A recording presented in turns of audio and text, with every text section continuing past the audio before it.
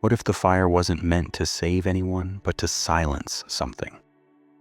What if the cleanup wasn't rushed, but calculated? A roommate is gone, the house burns, and somehow a common drink becomes part of the story. Why that choice? Who thought it would work? And how did investigators realize this wasn't panic, but planning? The deeper you look, the scarier the question becomes. How close did this come to never being discovered? Woman kills her roommate and then puts Mountain Dew all over her body in order to hide DNA evidence. A woman named Nicole Max was sentenced to 35 years in Florida State Prison after pleading no contest to second-degree murder, arson of a dwelling, tampering with physical evidence, and resisting an officer with violence, all tied to the death of her elderly roommate, Michael Sarasoli, in Daytona Beach. What remains troubling is not only that a man was killed in his own home, but that the aftermath suggested a mind moving between calculation and disorder, as if accountability might be dodged through a single improvised act.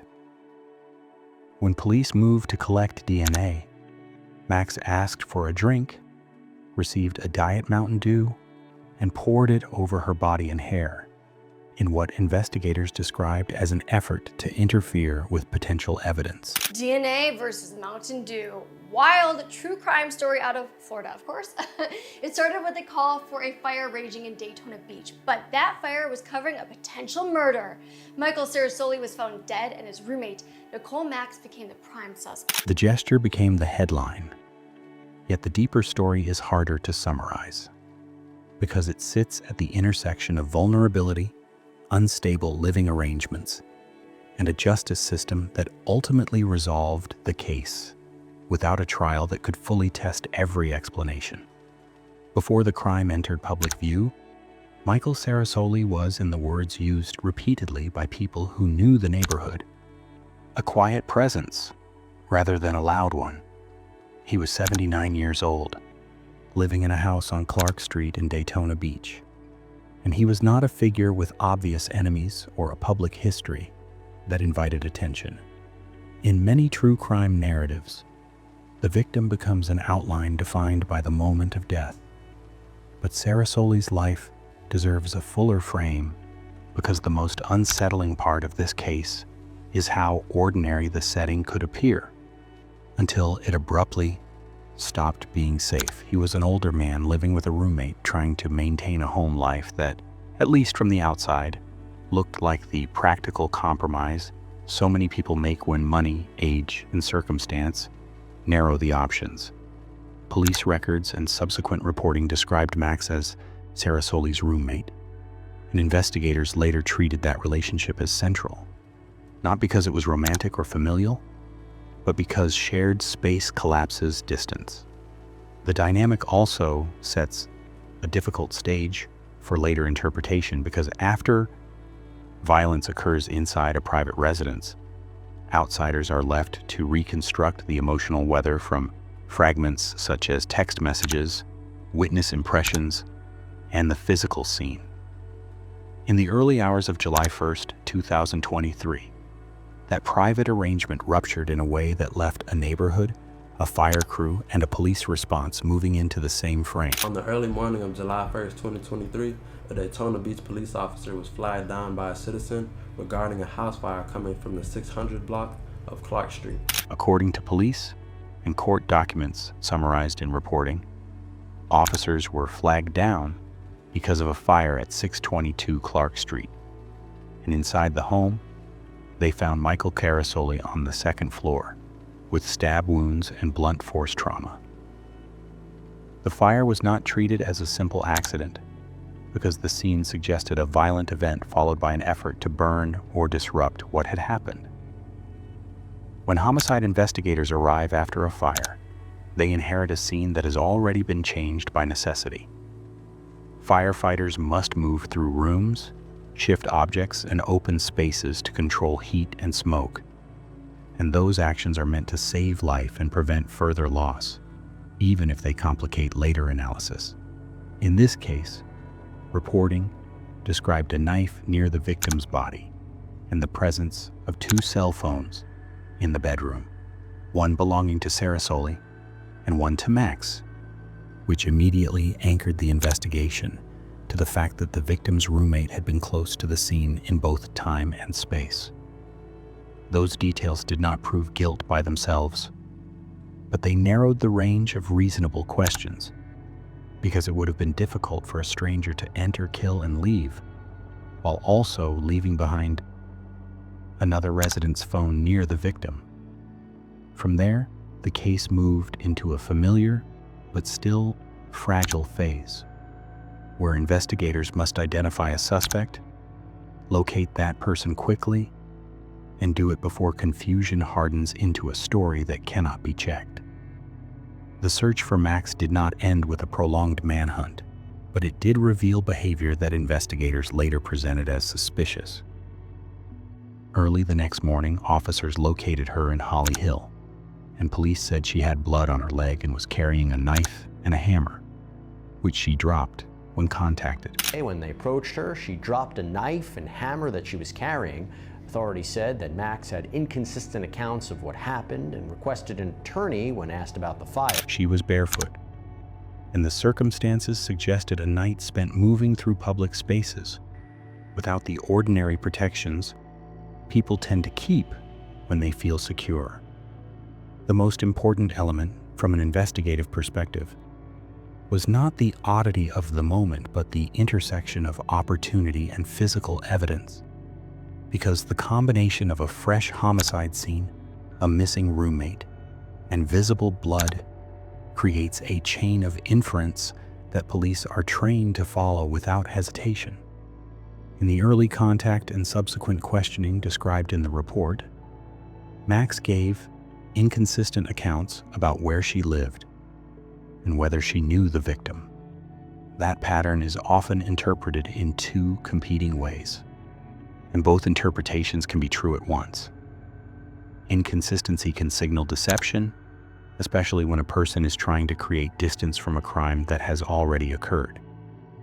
But it can also reflect disorganization, fear, or a mind under strain. A homicide investigation cannot wait for perfect clarity because the need to secure evidence is immediate. Yet the meaning of a suspect's shifting story is rarely settled in the moment it is observed. What investigators can do is document it, compare it against objective records, and return later to the question of intent. The moment that turned this case into a national curiosity was, in practice, part of a standard evidence process that most suspects never see as dramatic. Police told Max they intended to collect DNA, and she asked for a drink. After receiving a Diet Mountain Dew, she poured it on herself, and officers interpreted the act as an attempt to wash away biological material that might connect her to the crime. Regardless of whether the soda could meaningfully change forensic outcomes, the act mattered because it suggested awareness of evidence and consequence, which is often the hinge point in debates about responsibility. A person who is entirely detached from reality does not always behave like someone trying to manage an investigation.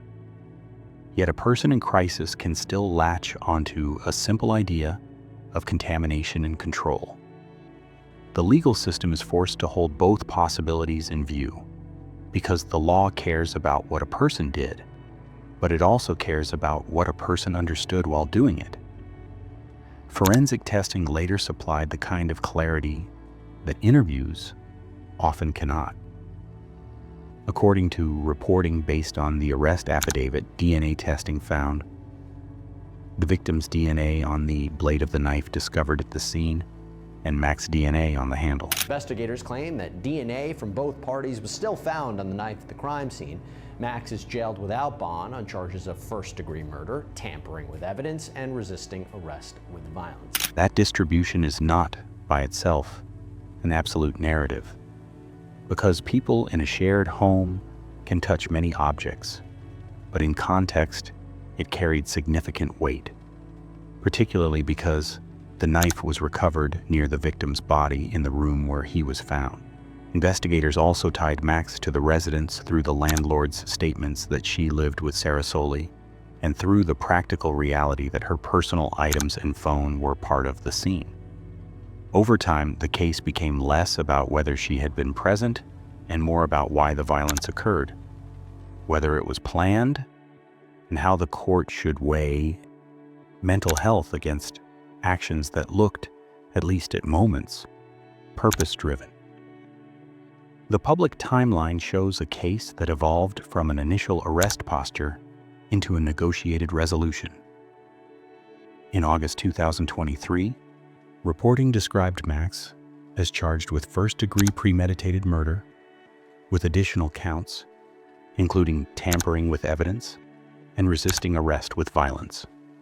Later developments, culminating in early 2025, resulted in her pleading no contest to second-degree murder and arson of a dwelling, along with the evidence and resisting charges.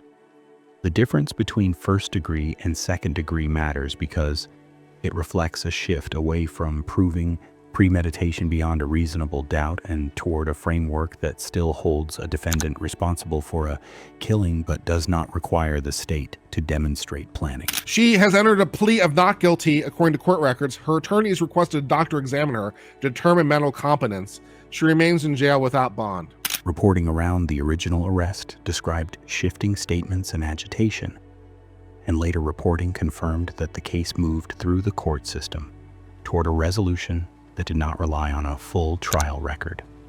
Competency is not the same as insanity, and it does not excuse an act, but it determines whether a defendant can understand proceedings and assist in a defense. When courts evaluate competency, they are deciding whether the process itself will be meaningful, because a trial is not merely a ritual.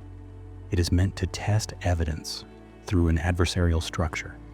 If a defendant cannot participate, the system risks producing a result that feels procedurally complete but morally unstable. Even when a defendant is found competent, mental illness can remain relevant at sentencing because judges often consider whether treatment failures, trauma histories, or acute episodes shaped the path to violence. When sentencing finally arrived, it did not settle the larger questions so much as set a legal boundary around them. On February 28, 2025, Click Orlando reported that Nicole Max, then 37, was sentenced to 35 years in state prison after pleading no contest, and that she had been found guilty and sentenced through the Volusia County court system. The length of the sentence was substantial, yet controversy tends to arise in cases like this, not because punishment is absent, but because it is finite. For some observers, 35 years is a life-defining penalty that acknowledges the gravity of killing an elderly man and attempting to burn the scene, while for others it can look like a resolution that stops short of what a first-degree murder conviction might have delivered.